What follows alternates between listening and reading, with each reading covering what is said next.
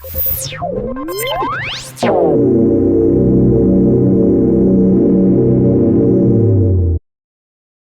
right, good morning. Now, here's something I referenced in the chart. I forgot the name of it. It's the stock to flow. When I was saying plan B, you'll see in the video.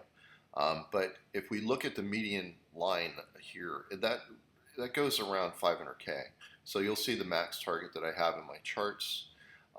When you look at them, where they'll be. And so that's what I was referencing when I was saying the plan B. Now, many times in the past, we've gone much higher than that, so we can go to much higher numbers than that. So stay tuned, and yeah, enjoy the video.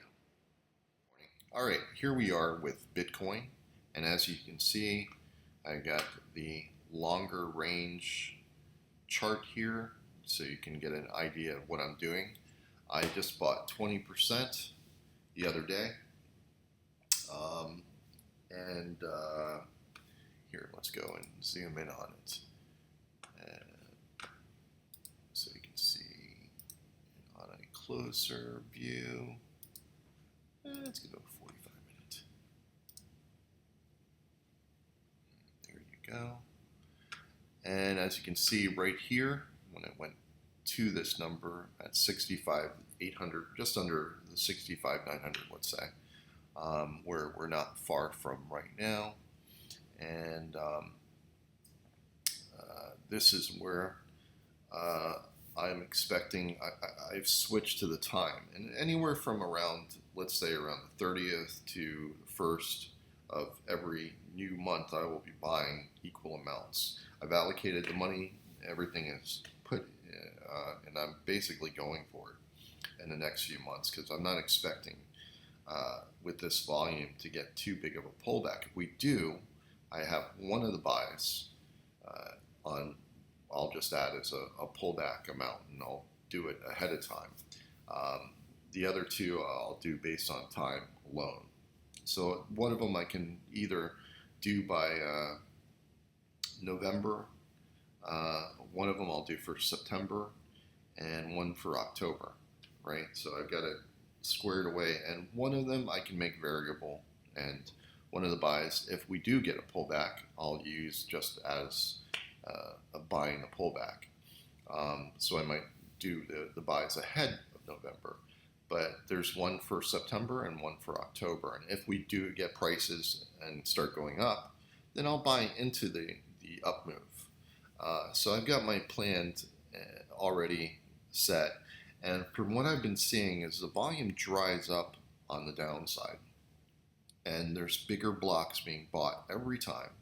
As I've explained for the past several months, even if the government, German government or whoever, even if the US sells or MT Gox, any of those, whoever the sellers are, the bigger money is buying their, and at some point they're going to have to start paying up because they're going to run out of the opportunity, and you can just see from the patterns and the way the movement goes is these guys aren't holding for a year or two, or they're not retail. They're going to be holding for 5 years or more. So I'm going to kind of look to do the same. Unless we get to certain numbers. But there is where my buy is on, was my buy on Bitcoin here the other day. And I only have 3 buys I can go in before I get to be 100% allocation. But I do not want to take any chances of missing the move. So I'm going to start paying up. And I bought into Ethereum right here, under 3,300, around 3287. So I'm in Ethereum as well. Now let's go over and look at the projections of what I'm looking for when we do get that move up. Let's go back to the longer term charts.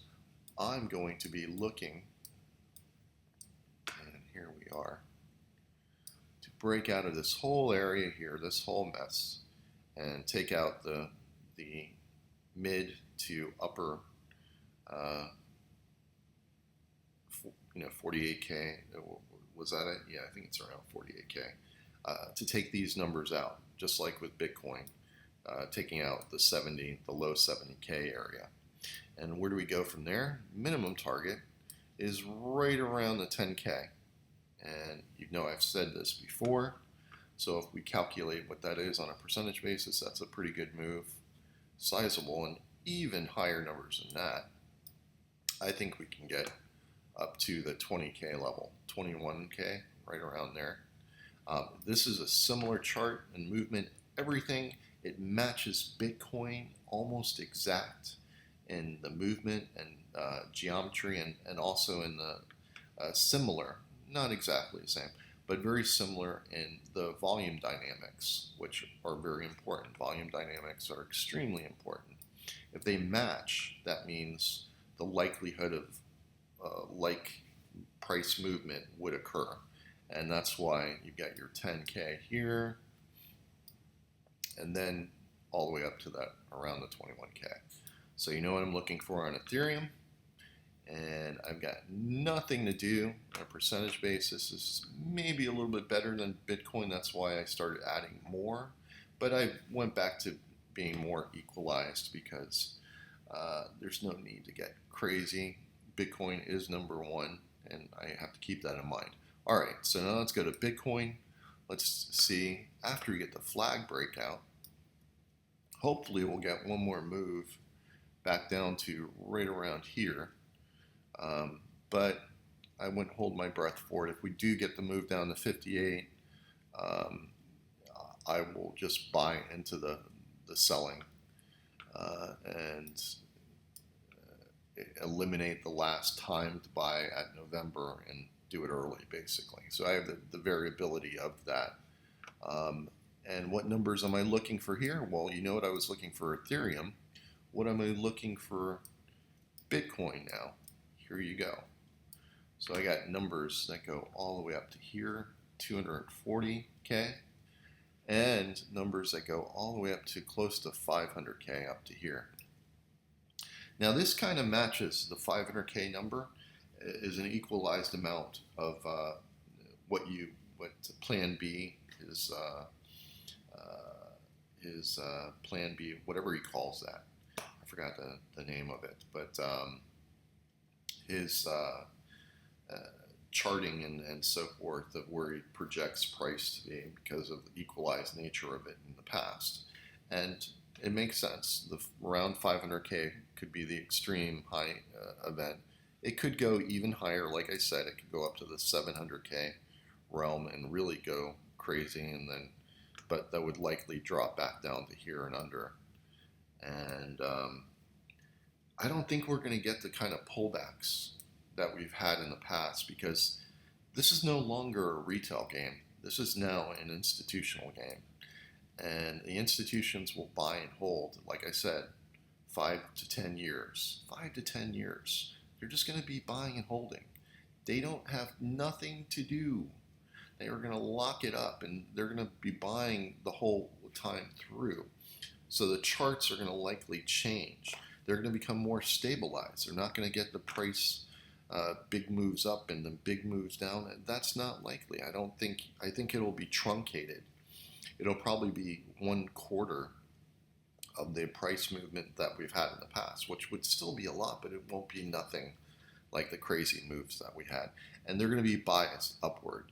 So the bigger moves are going to be up to the upside, smaller pullbacks, and it'll be interesting to see if that occurs and how that works out. But we've kind of seen that occur even with this. Instead of getting 25, 30% pullbacks, what did we get? We didn't get nothing like that. We got up to 73, where the high was here, down to 53, 20,000. On a percentage basis, that's not a huge range. That's a smaller, truncated range.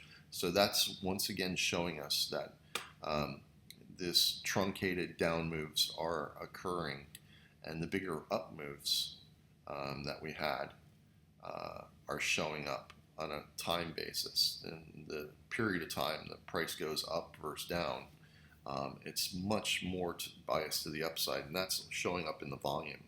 Remember I said there were You're going to see faster spikes down on low volume. Well, that's occurring.